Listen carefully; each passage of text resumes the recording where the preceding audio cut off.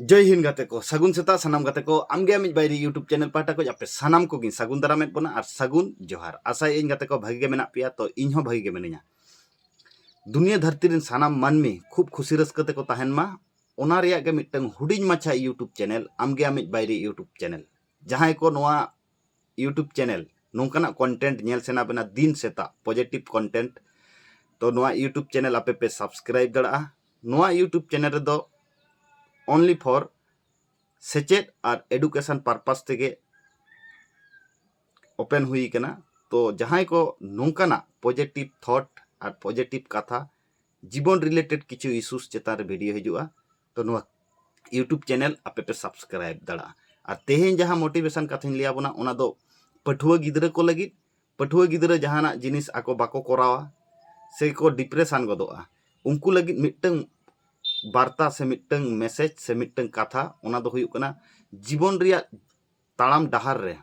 सब समय किंतु अप एंड डाप हुयुआ अप एंड डाउन नितो जुदी आम टॉप लेवल रे मेना मिया गपा होयतो डाउन हुई दाड़िया तमा नुआ माने मेंटली सेटअप दोहो का तबन पे नितो जुदी आमा खराब समय चला कना ताले डेफिनेटली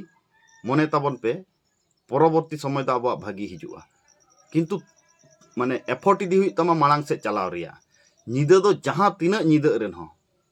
जहां तीना कड़ांग कुचंग निदा रेन हो मिद दिन हिलो दो सेतागो गया से निदा परे के सेता हुयुआ नुआ विचार धारा कते मांग तबन पे अबोरेन माने पठुआ गिद्रा मेनली उनको जहाना प्रॉब्लम को नेल लेखाय उनको ओंडे खoj पास कटाव कते को चला माने लेया को माने अजुहात सब समय को पांजाया अजुहात दो बांगा नुआ धरतीपुरी रे झोतो प्रॉब्लम रे आगे समाधान मेना जुदी आम ठीक ठाक भावे नुआ बहुत तेम माने चिंताया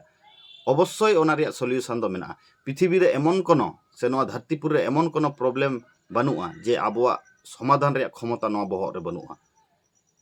सारी से बांगा नुआ कथा कमेंट करते लई तबन पे और नोंकाना पावरफुल मोटिवेशन कथा नाम लगी आमगे आमिज बायरी यूट्यूब चैनल सब्सक्राइब का तबन पे कारण नुआ यूट्यूब चैनल रे दो माने आमा इना सानाम होड़ा माने प्रॉब्लम रिलेटेड रिया मोटिवेशन कथा गे हिजुआ मा एनखान सानाम को गे आर मिद धाव जोहार।